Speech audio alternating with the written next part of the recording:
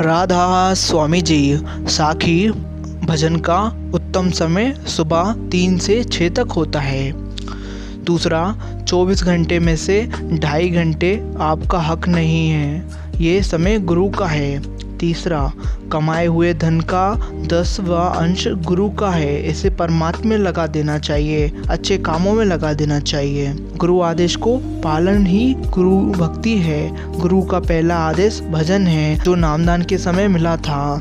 5वां, 24 घंटों के जो भी काम सुबह उठने से लेकर रात को सोने तक करो, सब गुरु को समर्पित करके करो, तो कर्म लागू नहीं होंगे। अपने ऊपर ले लोगे तो पांडवों की तरह नरक जाना पड़ेगा। जो हो रहा है उसे गुरु की मौत समझो। 6वां, 24 घंटे मन में सिमरन करने से मन और अंत कारण साफ रहता है और गुरु की याद भी हमेशा रहेगी। यही तो सिमरन है। भजन करने वालों को भजन ना करने वाले पागल कहते हैं। मीरा को भी तो लोगों ने दीवाना कहा था। कहीं कुछ खाओ तो सोच समझ कर खाओ, क्योंकि जिसका अन्न खाओगे तो मन वैसा ही हो जाएगा। मांसाहारियों के यहाँ का खा लिया तो फिर मन भजन में नहीं लगेगा। जैसा अन्न वैसा मन, जैसा पावे पानी वैसी होवे वाणी। 9वां, गुरु का आदेश एक प्रार्थना रोज होनी चाहिए।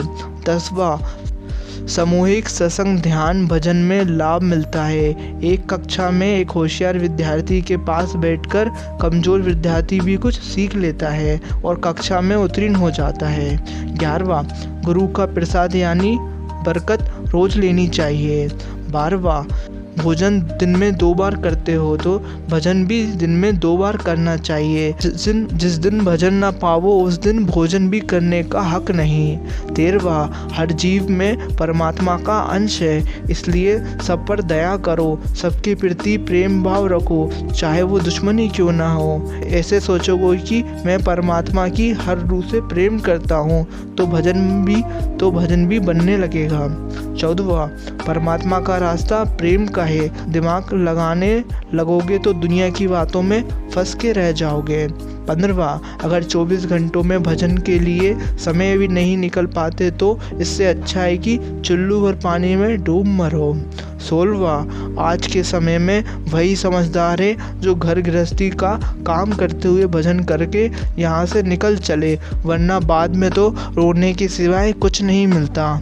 17वां, अपनी मौत को हमेशा याद रखो। मौत याद रहेगी तो मन कभी भजन में रुका नहीं होगा। मौत समय बता के नहीं आएगी। 18वां, साथ जो भजन जाएगा और कुछ नहीं, इसलिए कर लेने में ही भलाई है और जगत के काम झूठे हैं। 19वां, नरकों की एक झलक अगर दिखा दी जाए तो मानसिक संतुलन खो बैठोगे, इसलिए तो महात्माओं ने बताया सब सही है, वो किसी का नुकसान नहीं चाहते, बात तो बस विश्वास की है। 20वां, भोजन तो बस जीने के लिए खाओ, खाने के लिए मत जियो, भोजन शरीर की रक्षा के लिए करो। 19वां, परमात्मा में शरीर को सुखाना पड़ता है, मन और इंद्रियों को वश में करना पड़ता है, जो ये करे वही परमात्मा के लायक है।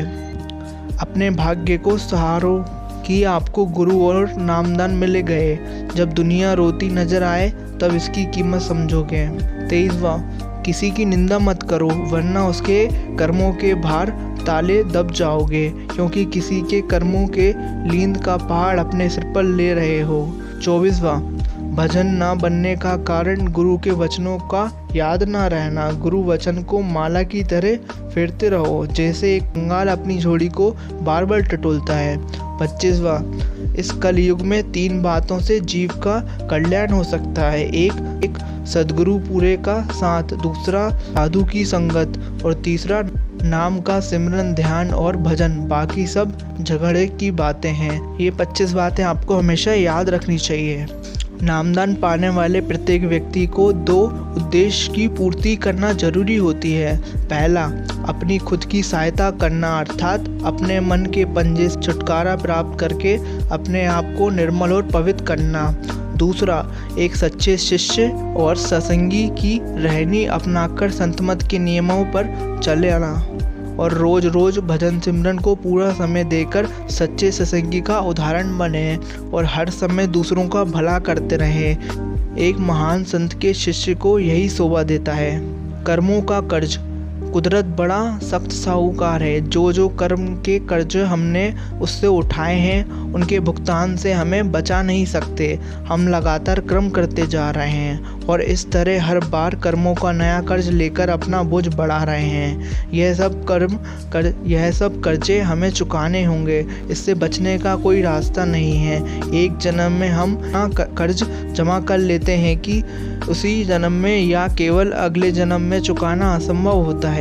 केवल शरीर बदलने से कर्जदार को माफ़ी नहीं मिलती। हमारे कर्मों का सारा लेखा, हमारा देना लेना हम सब अंतःकरण पर अमिट रूप से लिखा जाता है। कर्मों के इस खाते को ना तो झूठा साबित किया जा सकता है और ना ही बदला जा सकता है और ना ही नष्ट किया जा सकता है।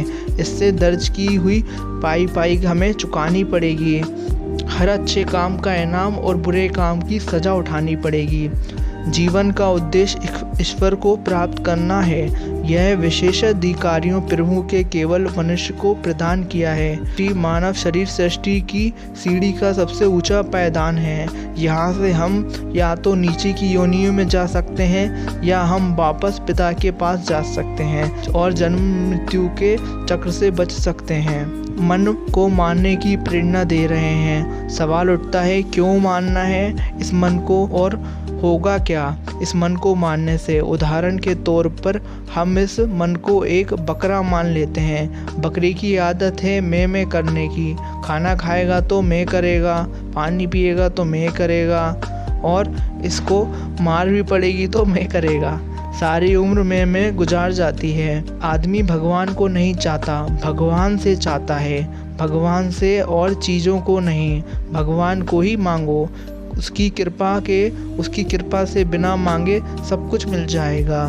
गुरुजी की कृपा पाने के लिए गुरुजी के बन जाएं। दुनिया को आपका तन भी चाहिए, धन भी चाहिए, मगर गुरुजी को ना धन चाहिए ना तन चाहिए। उन्हें केवल आपका पवित्र मन चाहिए। मन को सुमन बनाकर गुरुजी के चरणों में अर्पित कर दें।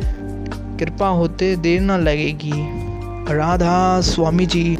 आशा करता हूँ ये साखी आपको अच्छी लगी हो तो वीडियो को लाइक कर दीजिए, चैनल को सब्सक्राइब कर दीजिए। राधा स्वामी जी।